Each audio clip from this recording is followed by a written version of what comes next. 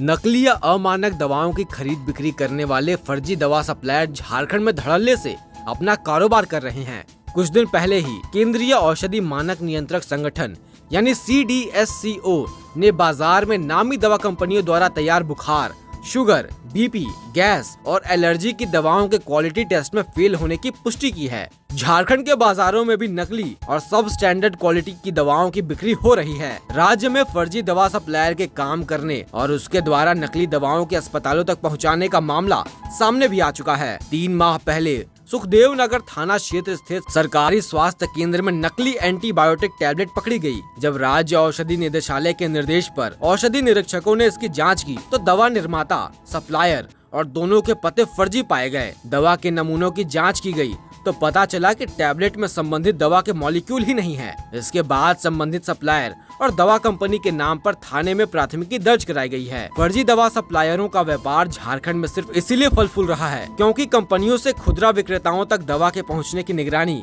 की कोई ठोस व्यवस्था नहीं है। राज्य में 44 औषधि निरीक्षकों की जरूरत है, जबकि मौजूदा समय में यहाँ मात्र 12 औषधि निरीक्षक है। एक औषधि निरीक्षक के जिम्मे 4 जिले हैं। जाहिर है कि इस स्थिति में दवा की सप्लाई की जांच हर स्तर पर नहीं हो पाती है। सिर्फ शिकायत के आधार पर ही औषधि निरीक्षकों द्वारा छानबीन की जाती है। असली दवा की जानकारी के लिए सरकार के निर्देश पर कंपनियों द्वारा QR कोड जारी किया जा रहा है। बाजार में उपलब्ध करीब 1500 दवाओं पर QR कोड जारी है। इससे दवा का पूरा ब्यौरा आसानी से पता किया जा सकता है। राज्य औषधि निदेशालय ने केंद्रीय औषधि मानक नियंत्रण संगठन CDSCO के आदेश पर सभी औषधि निरीक्षकों को सब स्टैंडर्ड दवाओं का पता लगाने और उन्हें जब्त करने का निर्देश दिया है। आदेश में कहा गया है कि कोलकाता के एक लैब में कई दवाओं की क्वालिटी जांच फेल हुई है, इसीलिए उनकी गहनता से जांच की जाए। झारखंड औषधि निदेशालय के संयुक्त निदेशक सुजीत कुमार ने बताया कि ड्रग एंड कॉस्मेटिक एक्ट 1940 के तहत सब स्टैंडर्ड दवाओं के निर्माता पर कार्रवाई का प्रावधान है।